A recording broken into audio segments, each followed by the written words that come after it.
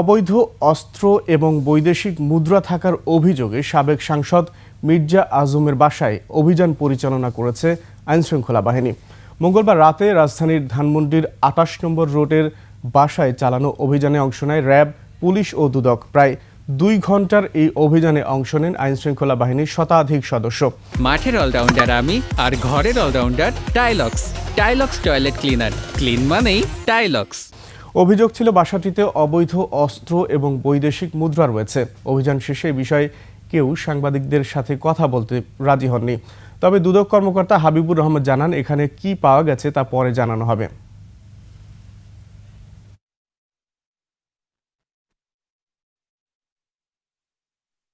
আমরা কি পেয়েছি না পেয়েছি এটা পরবর্তীতে আমরা আমাদেরকে বলছে, ওনাদেরকে আমরা এই জন্য আসছি। কি হেল্প করতে সার্চের বিষয়ে